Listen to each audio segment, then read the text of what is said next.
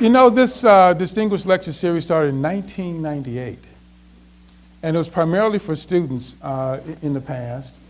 We've had the likes of Jack Welch, CEO of GE, and of course we've had speak to us Carl DeSantis, for whom the building is named, as well as our namesake, H. Wayne Huizenga.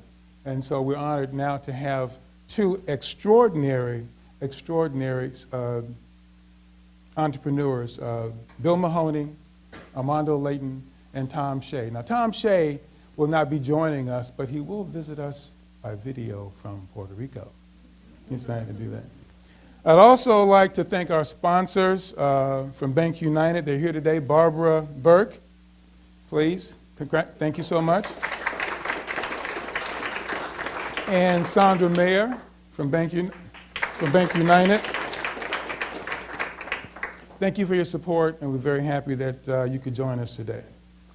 So now let's take a look at the stories of our three Hall of Famers. We've edited their original Hall of Fame videos for a very short piece of information for you, and that will recap for you all the wonderful things that we learned about them this past April. So let's take a look at their videos, and they're about 3 minutes apiece, and then we'll start the rest of the program. So.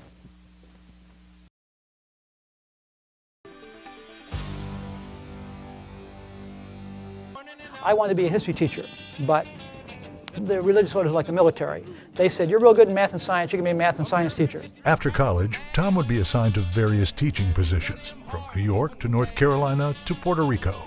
Then he received a grant to pursue his master's degree in mathematics at LSU. Upon completion, his next assignment would bring him to South Florida. Then I got assigned to Chaminade High School. I was math chairman, and I was coaching basketball there.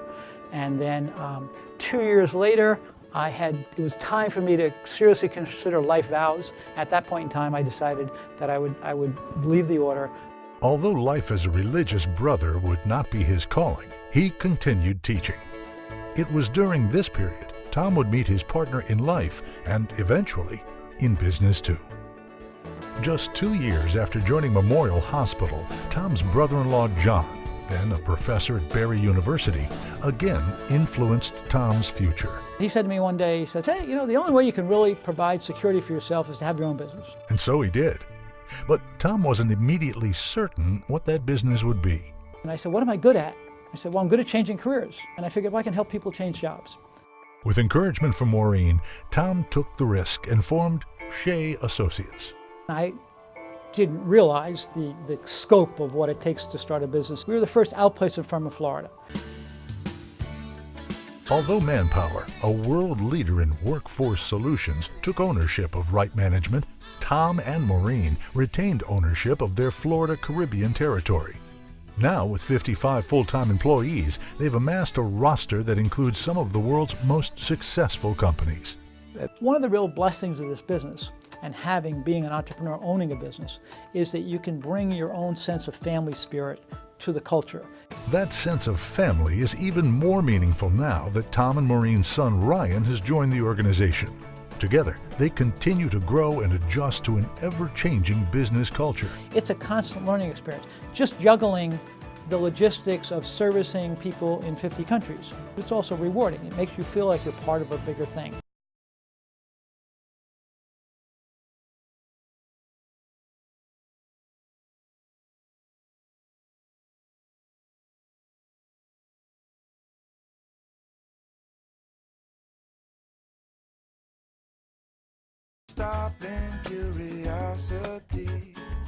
My influence early on at age 13 was a neighbor that actually had an aviation business, and he sold parts for military aircraft. At age 13, he offered me a job for $1.50 an hour.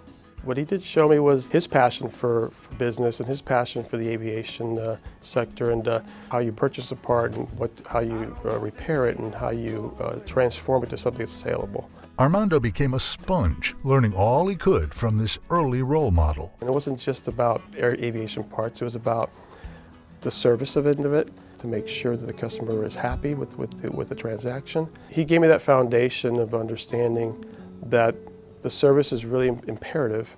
If I realized that chemistry and calculus was not one of my best subjects. Changed my major from pre-medicine to business and marketing. And his next job would bring him one step closer to that dream. He was approached by one of his customers who offered him a purchasing agent position for their private Learjet operation. Back in those late 70s, early 80s, very few people even got close to a Learjet. I realized then that there wasn't much of a discount for the parts of the aircraft. The OEMs said this was the price. It was kind of frustrating for me that I was not able to provide any type of savings for the owner of the company. That was really what motivated me in seeing that there was an opportunity there to start my business. I started the business in my mother's garage, so that's where it all began. Starting a business from nothing. I only had $2,000. Very, very scary. My mother would answer the phones. When I realized she was the best salesperson that I'd ever met. She was really the promoter of our business for many years. It was a facade that we built through marketing, through the publications, and early on I invested in ads and promoting the business. That was expensive at the time, but I felt it was a good return on investment. The business was succeeding and continued to be a family affair, with both of Armando's sisters leaving their professions to help out. His sisters and mother still work with his organization to this day. CRS Jet Spares outgrew the garage and moved into a large warehouse within a couple years. There, Armando began to apply his ingenuity for building his unique business model. When we finally moved into our new facility, purchased the first airplane to take apart. And that's when it really felt like it was kicking in gear. The business was starting to grow. The first airplane I did specialize in was the Rockwell Sabreliner. The same parts that worked on the commercial aircraft. We purchased it at a very low price, repaired them, and get them certified, and then be able to go ahead and sell them to the FAA. At an exchange price. So the key to our business is really the exchange business, taking the unserviceable unit and give them the overhaul and give them a warranty. And then that old one gets refurbished. And that's how it all began. The dot-com era was a pretty remarkable time because jets were being purchased when they came off the line, and the pre-owned market actually went to sky-high numbers. CRS Jet Spares continue to excel. Today, they sell parts for 28 different jet platforms, have 65 dedicated employees, and are expanding globally. True entrepreneurs can be made. I'm proof of it. I never in my wildest dreams I thought I would have a business that succeeded in the environment and something that's so specialized as servicing the business jet.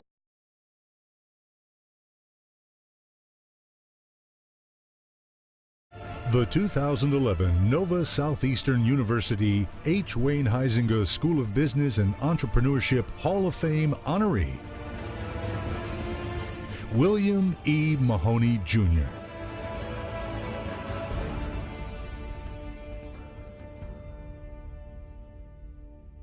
Today, 80% of corporate America is self-funded through medical care programs. 40 years ago, it took a visionary to come up with that idea. Bill Mahoney was that visionary. Rather than being with an insurance carrier and paying premiums and higher premiums as the years went by, we thought there had to be a better way. So by self-funding, we were able to reduce our clients' benefit plan costs by 15 to 20%. That was back when, frankly, no one had heard of the term self-funding group medical care programs. After starting a claims company to manually process these claims, Bill was advised to joint venture with another company to develop a computer software program to initiate expediency.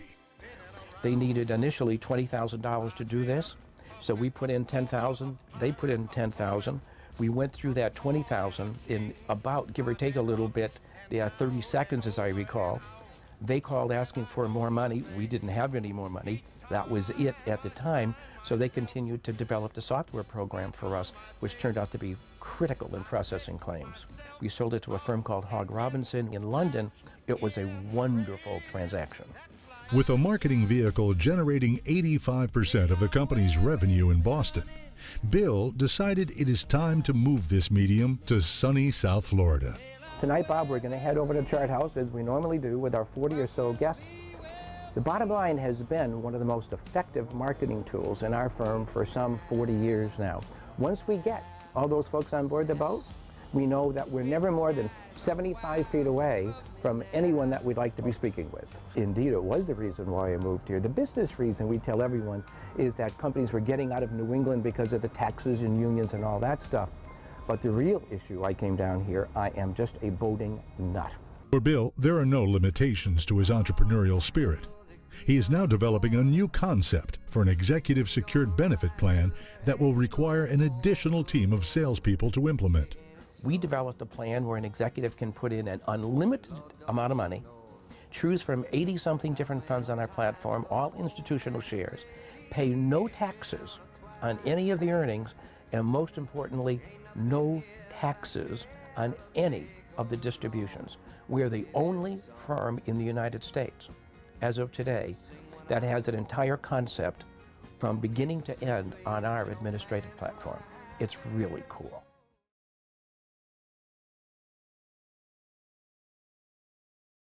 Let's give our honorees another hand.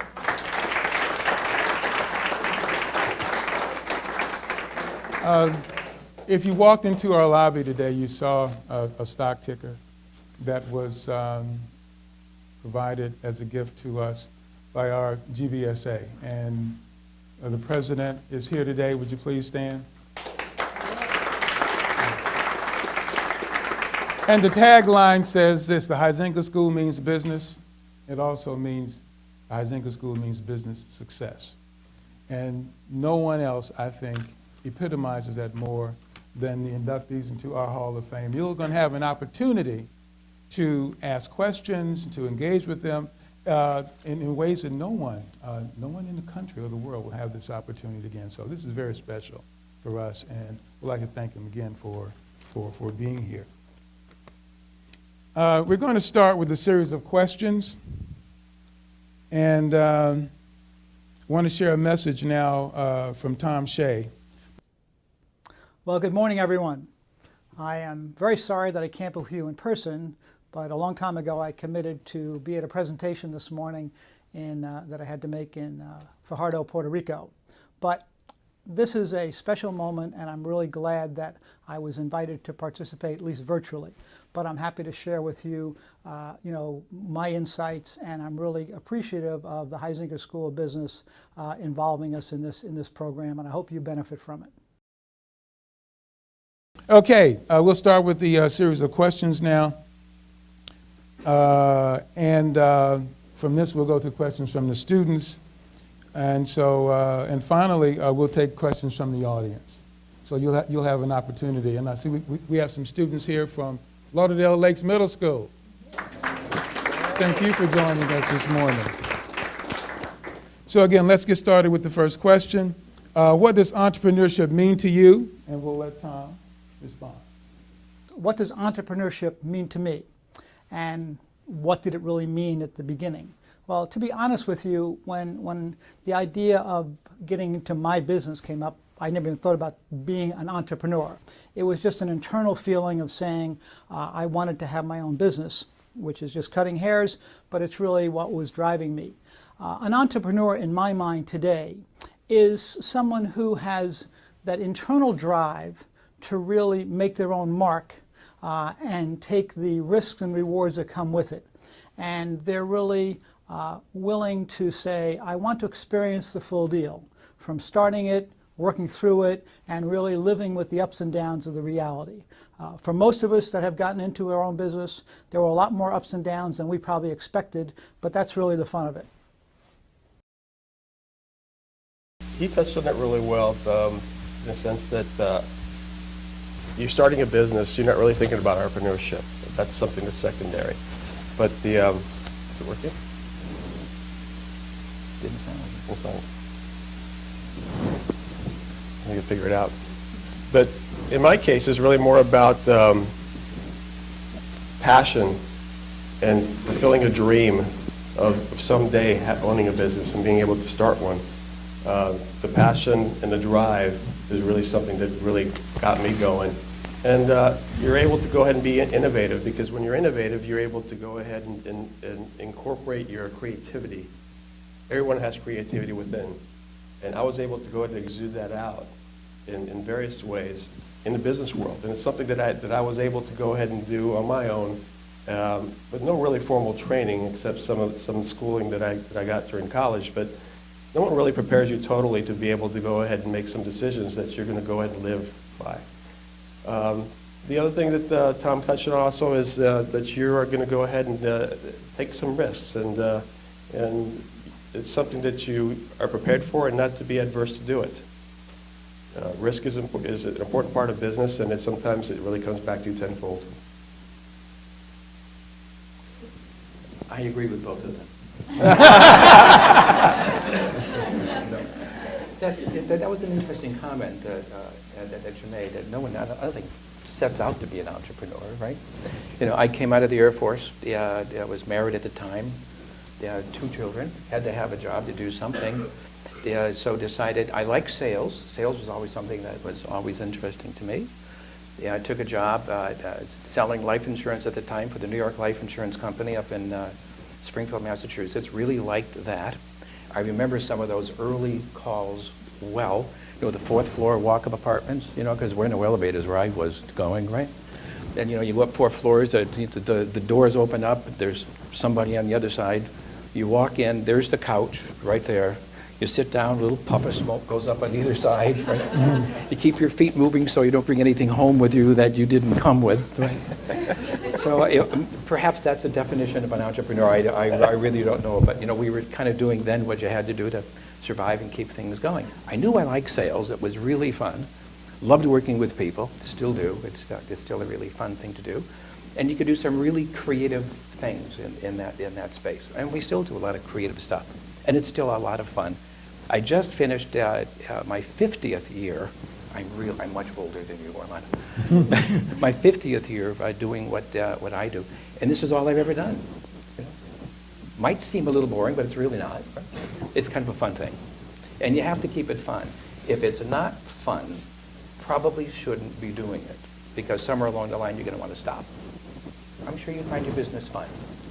A lot of fun. Almost all the time, right? I mean, we have our moments. I enjoy going to the office. But it's fun. Yeah, but it's fun. Very good, very good. The second question, and I think your initial comments provided a segue for this. What is the risk of entrepreneurship versus employment? And how are you able to make the leap?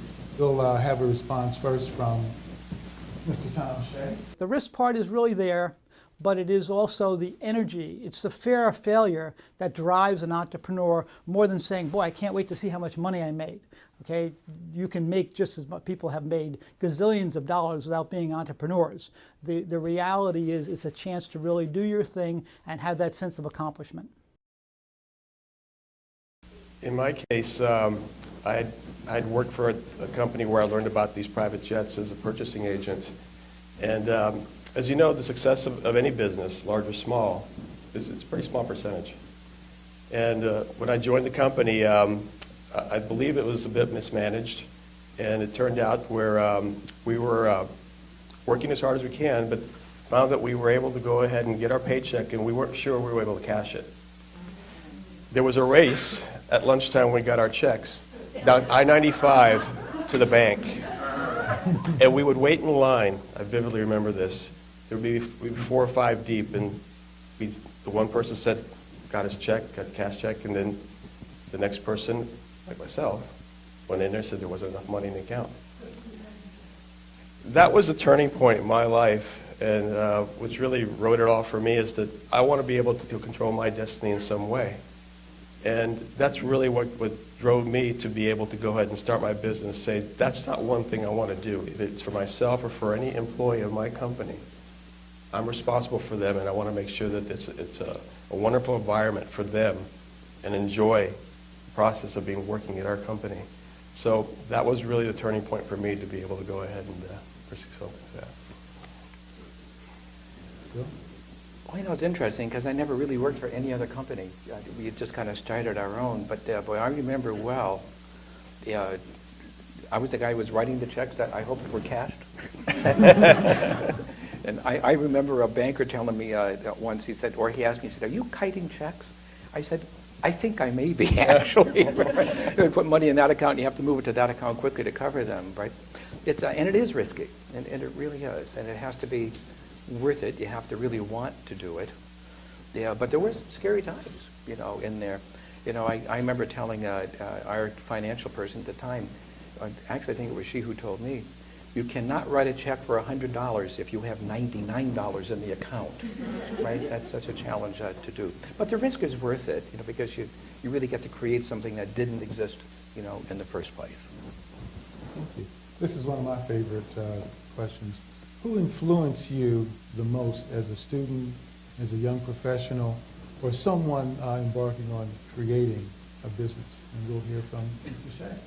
Your influences are really just not necessarily planned ahead of time. They're just people that really left some mark in your life and saying, I really want to do that. I can do that. I'd like to be like that person.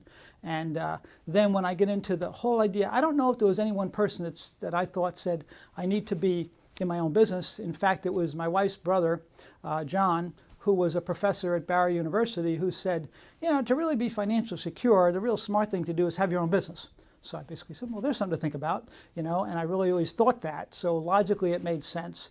And it was really his logical inspiration to say, let's do this. And it was Maureen, my wife, who said, just do it. You've been talking about it for so long, just do it, jump in.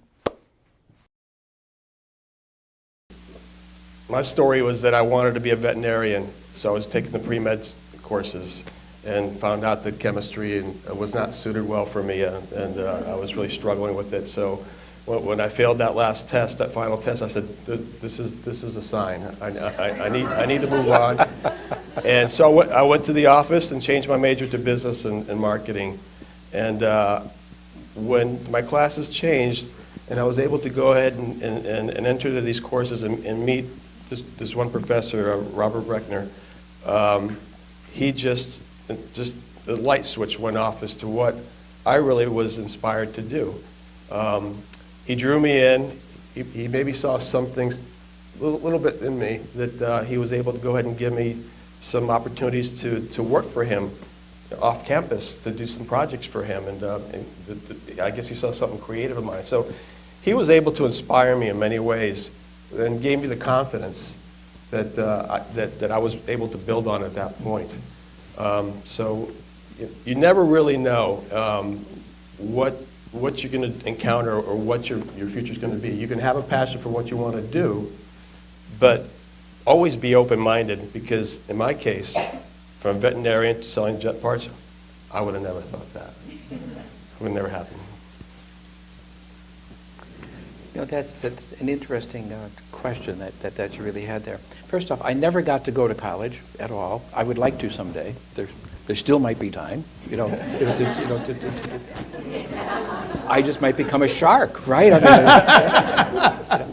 But there was one man that basically brought me into the life insurance business, and I remember this like you said it yesterday. He said, if you will make 40 calls in the course of a week, 12 people will be interested in what it is you have to offer.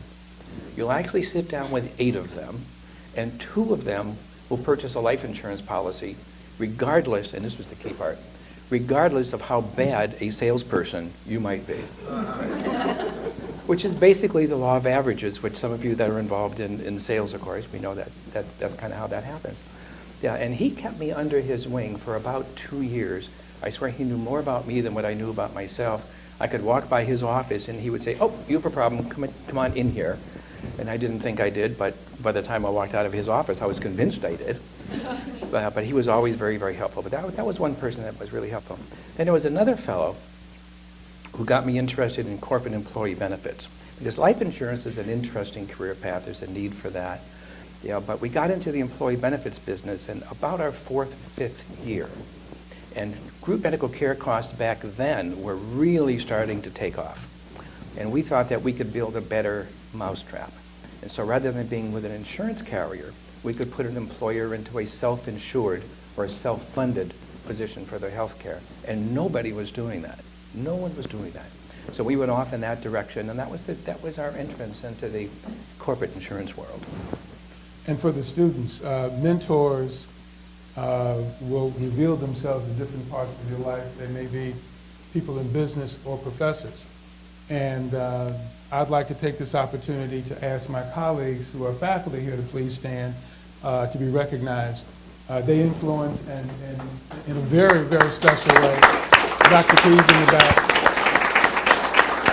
Thank you very much. All of our students here, and we really appreciate it. So young people, when you go to school, you really want to connect with a faculty member to make sure that you get the same kind of feedback and influence that you are receiving here today. May I say one thing? And you have inspired, if you haven't already, you probably already know, there's someone, at least one person that has been inspired by all you in some capacity.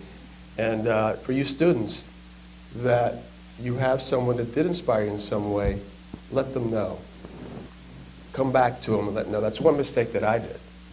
That I never went back to let my professor know that how he inspired me in his way and how it brought me along to where I was at today.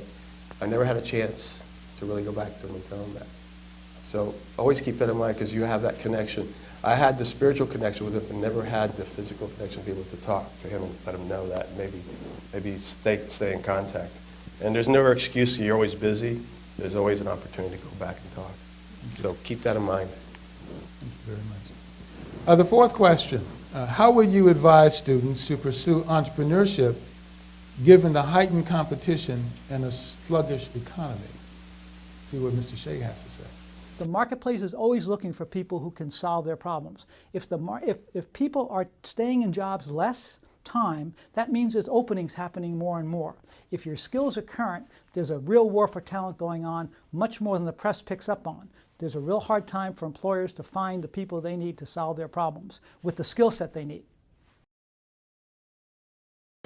No, there's always competition out there, and there always will be. And frankly, I think it's really good that there is, because that's just going to force you to get out there and try to be one step ahead of the competition. A lot of the times, I think, we kind of make up our own competition. You know, whether it's in the banking world or the insurance world, financial services, or, you know, whatever. There's some competition out there, but, you know, for certain. But all that we really ask our prospects to do, if they're not clients already, which, you know, hopefully some folks along the way will become clients of our practice. I mean, you never know. You can't get poor for asking, right? Yeah, and that's just going that one extra, you know, step. And we ask our prospects, we would just appreciate an opportunity to outdeserve our competitors. And if we can't do that, then we actually don't deserve their business. But we would just love the opportunity to do that. Thank you. Oh, great. He's right about creating opportunities. I think in a sluggish market, you should always have your plan, your business plan in place. And maybe if you're not quite ready to go ahead and do something, you should always be ready to go ahead and implement it. Sometimes it's a wonderful opportunity when things aren't really the best to go ahead and really implement it, knowing that you have already prepared in some way.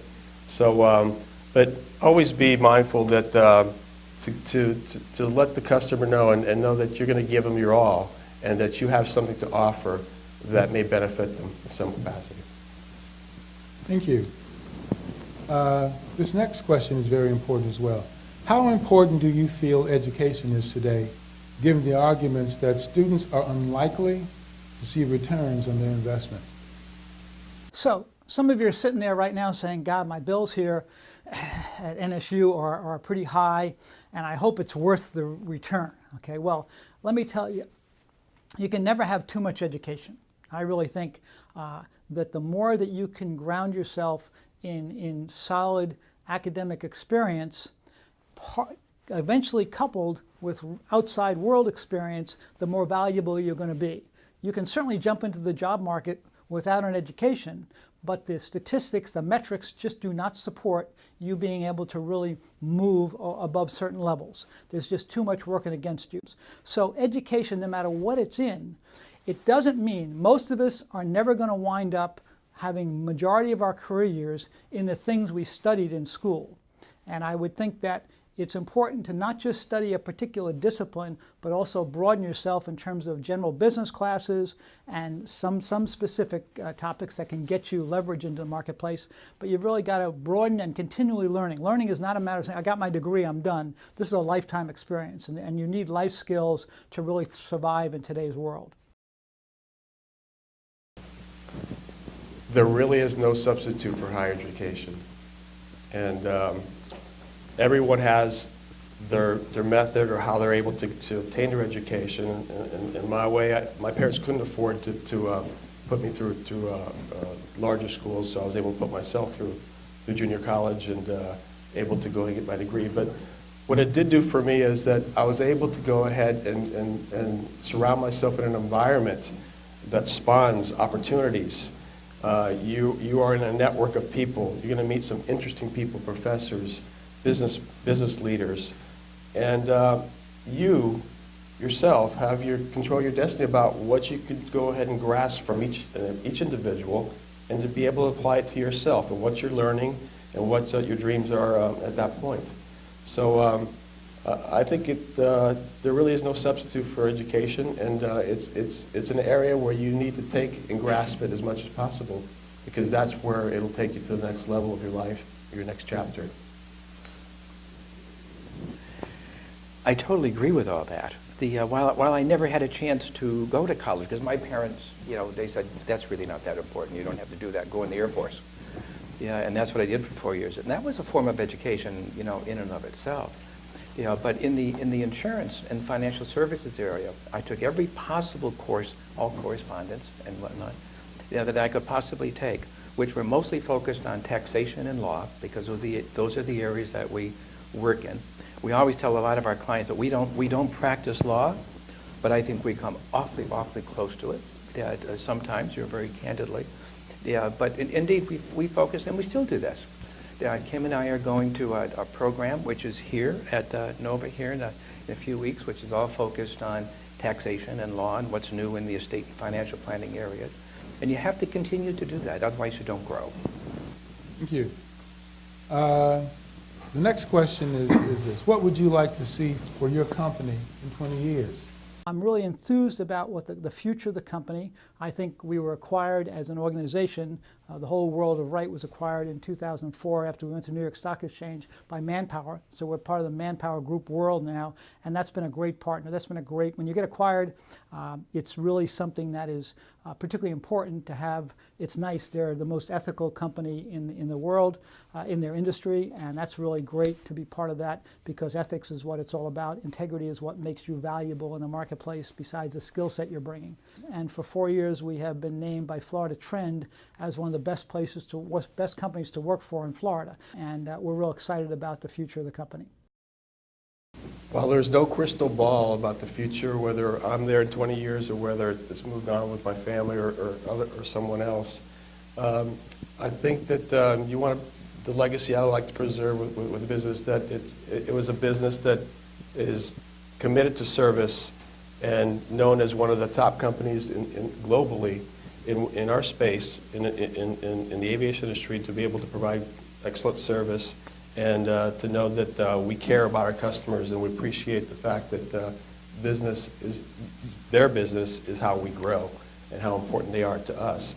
So being able to go ahead and know that our trademark or our logo is recognizable in 20 years, and that's synonymous to the service that we provided going back to when I started in the garage, is something that I would hold to my heart if it happens. Well, let's see. 20 years from now, I'll be 90 years of age. I hope I can still sit up vertically and not drool too much.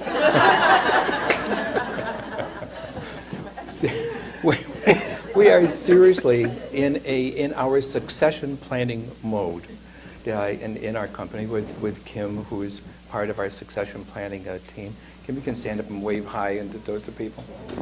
Yeah, but we are bringing in a lot of younger people into our business. The succession planning is very, very important, because we've made a lot of promises to a whole bunch of companies and to a lot of individuals, and I want to make sure that those are carried out. So we're really focusing on that. Very important thing to do. Many companies don't focus on that, and indeed, when they disappear or die or whatever happens, they sail off on their boat, their company kind of collapses. And we're going to make certain that that doesn't happen in our organization. Thank you, gentlemen. And now let's go to our students. This first question is for Armando Leighton.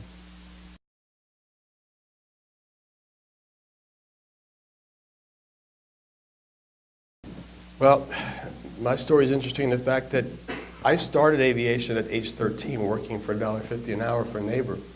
And it was just strictly a job. I did it after baseball practice, after school, in the summertime with his son, which had a son that was 1 year younger and 1 year older. But I didn't think it was going to be something that I wanted to do. I loved animals. Any animal you can imagine, dogs, cats, gerbils, rabbits. I had them. I had a passion for maintaining them and feeding them, and I enjoyed being around them. And I just the whole concept of being a veterinarian, to be able to help an animal, was something that was in my heart. And until I encountered chemistry. And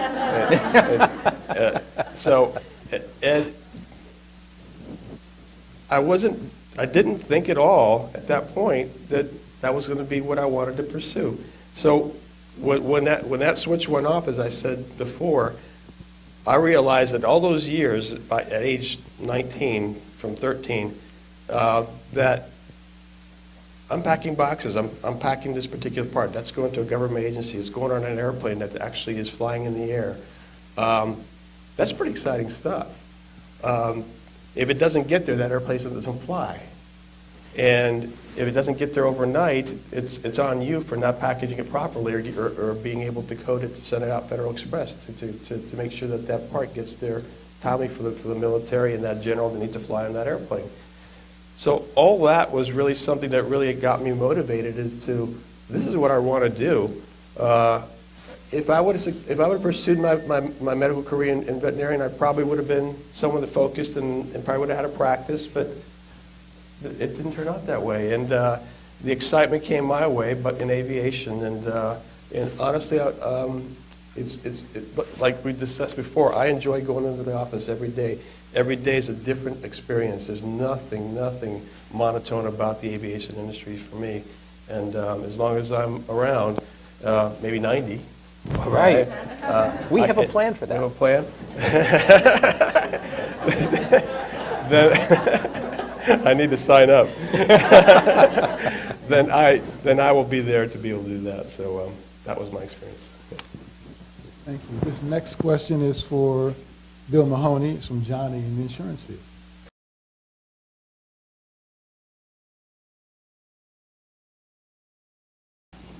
Why did I come into the insurance business? Well, I came out of the Air Force.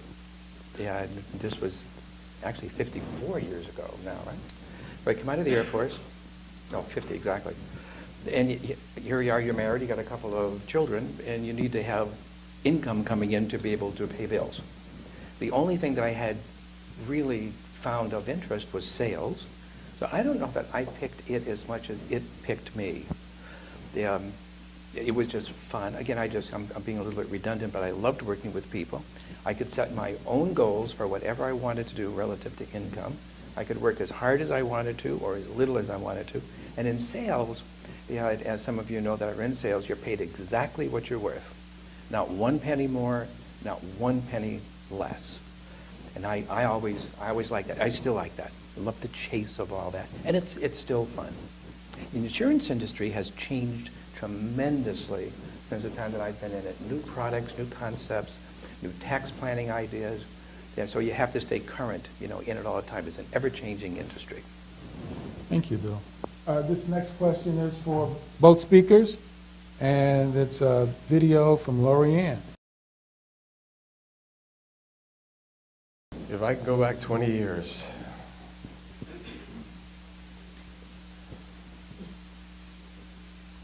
I think that I would, nowadays, the industry for our business, and not just our business, but just everything in general, has gone global. We have emerging economies in India, China, South America, Brazil, Africa. And now we're serving those businesses. Although I went 5 years ago, we were really working to pursue those markets, thinking that eventually the private jet airplanes would eventually get to the hands where these thriving economies that found natural resources, they found gold, they found oil and everything else. All of a sudden the jets show up. Because they need to get around. There's all this wealth. If there's something that I could have done differently, maybe 20 years ago, maybe I would have maybe focused a little bit more, maybe not as extreme, but more into the international business. When I grew the business out of Hialeah in the garage, it was really more of a local community, being able to do it domestic. I started within Miami, Fort Lauderdale, broadened to the state, and I would do my travels throughout the country. But there was aviation in South America, there's aviation in Europe, there's aviation in Canada. Maybe if I looking back, maybe I should have traveled those areas a little bit more, but it was really more focused on the domestic sales. And I have no regrets, but it was something maybe I could have considered to do differently. I would probably put a little more focus and maybe found some partners to be able to go and grow that business and be established then. Very good. You want me to use the same question? Same question? Same question. 20 years ago. Oh my goodness, I remember her well now that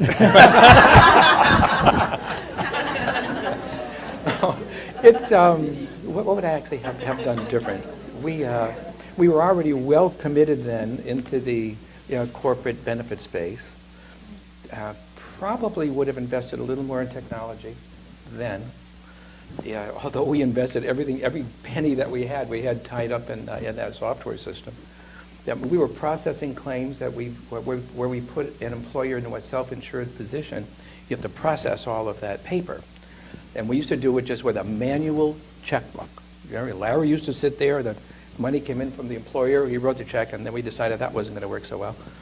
So we actually, I remember when our first System 32 was delivered, and of course they said, you have to pay for this. And I said, well, no one told us that, right? We've got to figure out how we can do that. So I think we probably would have focused more on technology sooner. Thank you. This next question is also for both speakers. But first of all, is Lorianne here? She was? There we go. I was going to introduce you to Lorianne for asking you that question. Oh, I love the The next question is for both speakers, and it's from Johnny.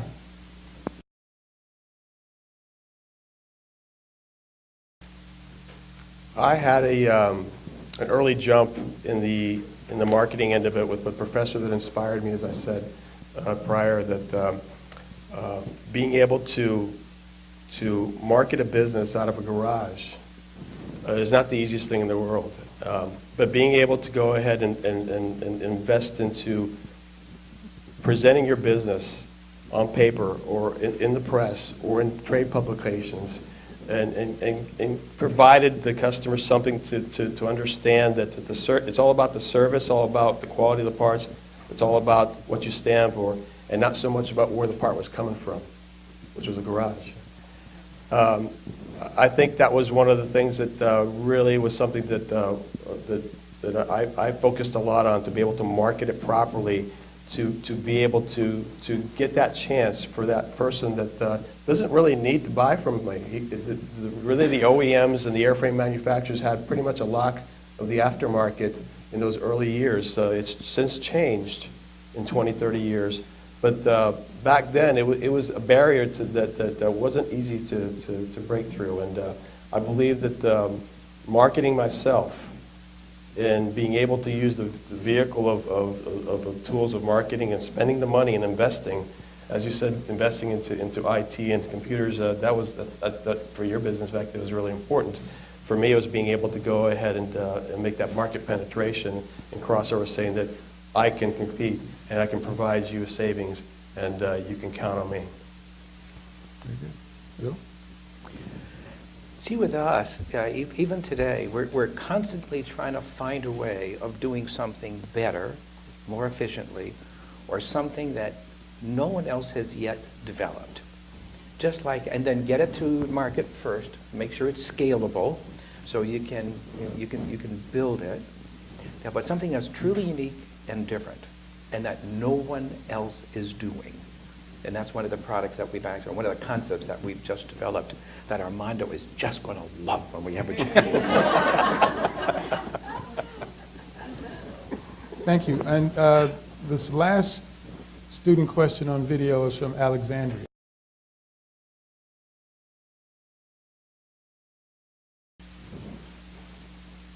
You really have to have passion. Passion and be able to, that gets you started, really, because once you get if you have the passion, you can deal with the rest that you either have strengths on or have weaknesses. You really have to know a little bit about finance and know that how to budget and be able to deal with the day-to-day things, because that's business, in and out, whether you have $100 or $99 to get a check, right? The being able to be a good communicator, whether it's one person, one employee, or whether it's 50 or 60 employees, to communicate properly and to be respectful and to know that you're the same person that they are, to convey that to them. It sets the tone for the operation that you do, that you run. And I found that to be very useful for me, to be able to say that that I have no problem packing a box or sweeping a floor, and to this day I'll still do that. So it really sets the tone on being able to lead by example and to be able to deal with things in a calm approach. But definitely finance, to know a little bit about finance and be able to know the budgets is really key. But and to be able to follow your dreams as to all the things and deal with them. You might not have all the answers, but you seek them out. So it's something that you also have to go ahead and learn, that you might not have all the answers, but there's some very smart people around you that you can really tap their knowledge, and they could complement you in some way.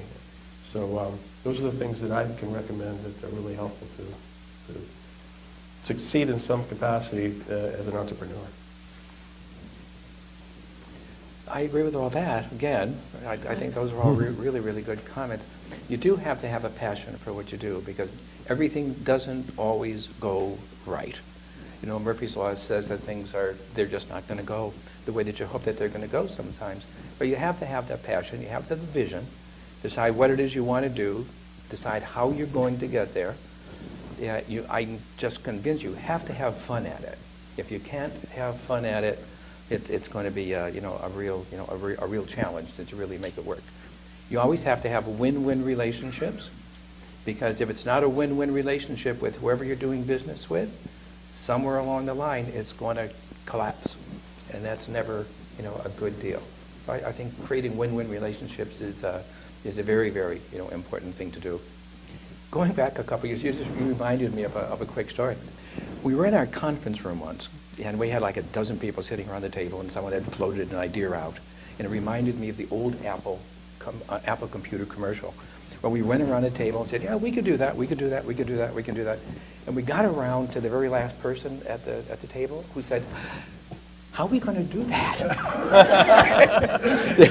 We're going to figure it out. Sometimes in our practice, we say we're kind of putting the wings on the plane as we're taking off, right? Yeah, so that kind of happens. I hope that answers that. Well, thank you. I have a few more questions from the students that cards have been passed to me. And this one, I think, will elicit an interesting response. How do you start a business with no money? Oh, that's easy. First you pray. Go ahead, Armando. Today it's really difficult to do. As I said, I started with $2,000 back then, but what worked for me was that when I dreamt and planned my future about how I wanted to start my business, I already had things in place about how I was going to do it. I knew that if I had that $2,000, I had my sights set on what I was going to procure or purchase and who I was going to sell it to. So although $2,000 was a lot of money back then for me, I was able to go ahead and invest those $2,000 and maybe $1,800, left $200 for myself, so I had something, a payroll for myself back then, to invest into something. And I know within a week or 2 weeks I was able to sell it for double that and get paid either at that moment or within a few weeks. And I turned the $1,800 to $3,600, and that's all it really took to boost that confidence is knowing that I planned this, I got this started, and that was really the domino effect for me. And if there's anything I can recommend in the future is that when you want to enter and start your business and be an entrepreneur, you really have to have that plan in place to execute, and know that if you have minimal money, because not everybody has the luxury of having the funds available for you, that you have an action plan in place that's going to go ahead and generate those dollars for you. It might not be 100% successful, but at least you have a plan and a plan B on top of that. So that's what worked for me, and it really got me going. Today, it's all about credit lines and establishing relationships with banks. And by year 3, the company was very profitable out of the garage. It didn't really have much of an overhead, so that's why it was profitable. Aircraft parts are expensive. But I hired a CPA at year 3, year 4, where I had a little bookkeeper, and he was just rolling his eyes. He just didn't know what was going on here. It wasn't typical company to be able to generate the dollars in just parts. So the CPA gave me one great bit of advice. He says, you don't need the money right now, but you really should establish a relationship and a credit line with the bank, because at some point you're going to learn that that's going to take you to the next level of growth.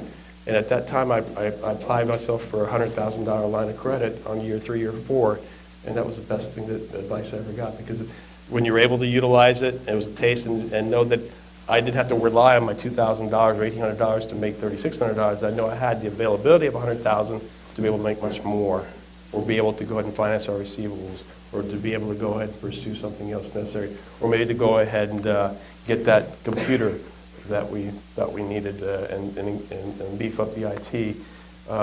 But those are good things that we all learn along the line, and you have to be able to recognize those points and understand that those are things that are going to help you and help your business grow. It's interesting. It's different businesses come with different capital needs, right? You were extremely well capitalized. You had $2,000. You were all set. you were off and running. We didn't have that much. Right? All it basically, when I first came into the life insurance business, all that I really needed was a telephone. That was really about it. Almost everyone had telephones. That was pretty easy to get. But it's not a business which is capital intensive. So depending upon what you want to do, you need to assess what those needs are. And strange things about banks and bankers: when they give you money, they expect you're going to pay them back. I know it's strange, but it's just the way that they are.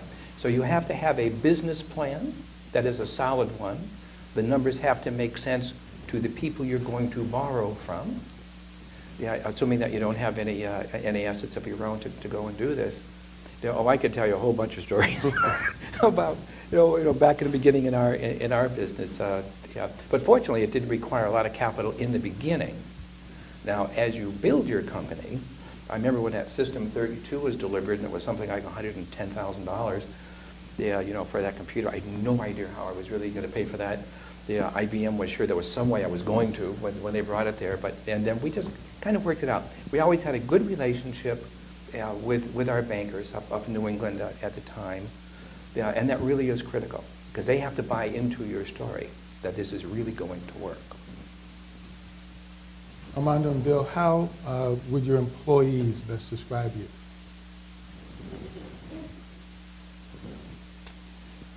They would describe me as an easygoing person, someone that's caring.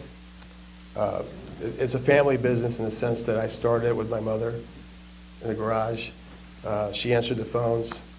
And then I brought in my sisters. One was a nurse that came to and help out with the bookkeeping, which turned into a controller. The other one worked at a hospital that she was going to school for court reporting, and she came in to assist with sales and whatever opportunities that we needed or requirements we had in the office.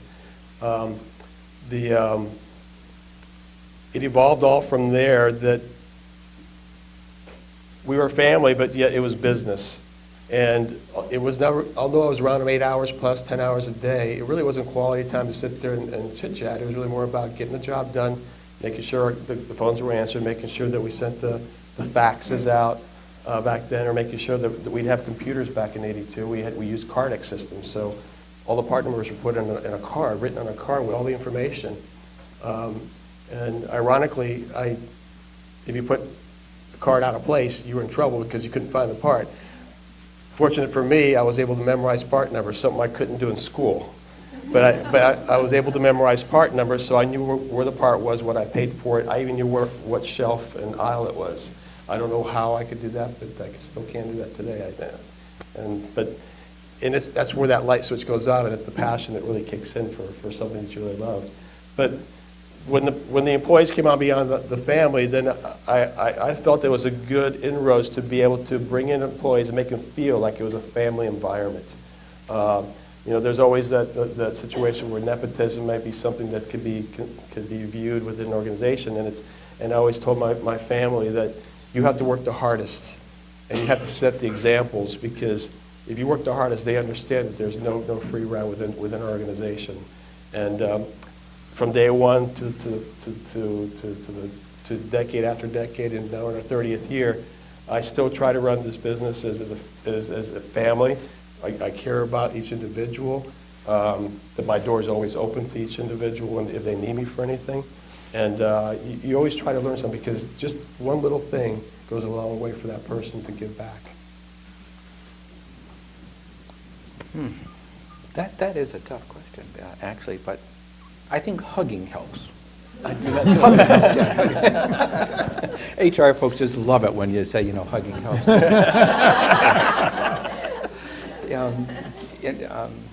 Anyone who might want to ask that question, you might ask Kim that question, because she's here. What's he like to work with? We built our company. We got up to about 100 employees until about a year and a half, 2 years ago, when we sold off a portion of our company, and we went from 100 employees. Now we're down to about 18 in 2 different offices, one up in Massachusetts, one down here in Fort Lauderdale. I would like to think that everyone would say, "Oh, he's just a wonderful guy to work with." I'm not sure they would all say that. My secretary, Rosemary, has been there for 10 years. She deserves a lot just putting up with me, because I don't think I'm easy to support. But we always try to be fair. Not everyone is meant, we've all had to have difficult decisions. When you have someone come on staff, it just isn't working. And you know when it's not working.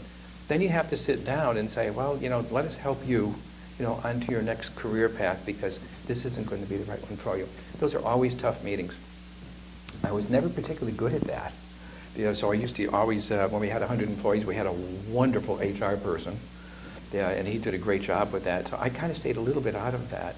So I always focused on the strategic part, the sales part of our business, and tried to stay out of areas where I knew I wasn't good. And that's probably one of them. Administration. Administration and I don't get along well. I try to stay away from that. All of the administrative people try to keep me away from that, which is kind of a logical thing. But I like to think that we have a fair company. We have good open communications. We have the difficult conversations when we should have them. I think everyone appreciates that. And again, not everyone has fun. Not every day is a wonderful day, and sometimes you have to do some tough things. But you do what you have to do. So you delegate it. And delegation is really an important part, because all of us have strengths and we have our weaknesses, and you must be able to go and admit to your weaknesses and find somebody that can complement you in some way. And you brought up an excellent point there, that's the way you can go ahead and build your business around people that can fill in those gaps and make you a stronger team. So it's a valid point. Very good. 2 last questions. This one is for Bill Mahoney, and it comes from the audience. Mr. Mahoney, how do you lead your organization through changes such as healthcare reform? Well, first off, you sell your company. That is the part of the company that we sold. We sold our healthcare practice, and we sold our retirement planning practice. But we were certainly, around at the beginning of the whole healthcare change. Change is constant. It's just going to happen, and you just have to deal with it. Not all change is bad. Frankly, every time there's a major change in a tax law, every time there's a major change in healthcare, if there's a major change in whatever it is, that's creating opportunity someplace. You just have to figure out where is the greatest opportunity and then go focus on that. Very good. Was that your question? That's a great question. Oh, good. That's a great answer. And the last question for both of you, how have you managed growing a successful business of balancing life outside? I was born a Libra. And although I don't really follow astrology or the stars that capacity, I've been told, and from what I said, I'm a pretty laid-back guy, and I always try to take a calm approach to everything, whatever the situation is. And if you're able to incorporate that and set the tone in your organization, it really is from the top down, then you can walk into an environment and really see that in some way where it starts from the top. If you're someone that's really hands-on and go, go, go, you're going to see that that's the way the operation is going to run. You could sense it as soon as you walk in through the door. So I felt that you get more accomplished. As I said, you're never going to have everything go perfect, but if you address it properly and you address it respectfully and you have everybody on board with you, to be able to do it in a calm effect and be able to address the needs so it doesn't happen again and to get better from the learning experience, I felt it was the best for me and my organization that I will continue to instill that culture moving on. And I think everyone now, we have an average tenure of 15 years with our organization. I have many people who have been with us 18, 20 plus years. And I like to think it's because the culture we've developed and that they enjoy coming to work and being part of the team. So I've been blessed with that, and I think any entrepreneur, any owner of a business would convey to you that there's tremendous value in human resources and the people you have, because it's really not about us. It's about the people that are working for you and believe in your mission. Now this is going to be a shocker. I have not done well in that area at all. Trying to keep it balanced, in looking back at that, I just didn't do that well. I was doing the 60, 70, 80-hour-a-week thing then. To a major extent, I kind of still do that now. So I am just a tough person to be around, I think. Yeah, my kids are doing good. They still call me and talk to me occasionally, which is kind of a good thing. Yeah, but I think, going back to what the question before, what would I do differently, 20 years ago, I think I might focus on that part of my life a little bit more than what I did. Might be a lot of people who would ask me to do that, actually. I did miss that second part of the question. I did also learn at a young age to learn how to unplug. And I was able to go ahead and leave the office, whether it was an 8-hour day or a 14-hour day, and come home and know that I'm with my family and it'll be all about them and the family situation. I wouldn't bring work to the office. It could be it was a difficult day, or maybe it was a great day, and I might share a few things, but I was able to unplug, and I thought it's a very healthy thing to do, to be able to go ahead and leave that at the office and then come home and focus on your family or whatever it is that you needed to go ahead at that time. And I did it through martial arts and through hobbies, but you need to find your happy medium, because there's times there where it's extremely stressful. You worry about the next day or next week. You worry about your people. You worry about what's your next idea, how you're going to implement it. But family life and the support of your family is also so very critical in your success and your stability moving forward as you lead your business to growth. Bill Mahoney, Tom Shea, Armando Leighton, thank you very much. You're welcome. I would also like to take this opportunity to thank Jay Chin, Tamara, Joe Pineda for arranging all of this. Please, let's give them a round of applause.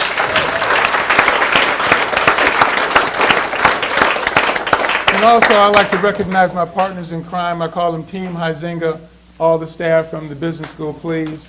Thank you so much for everything.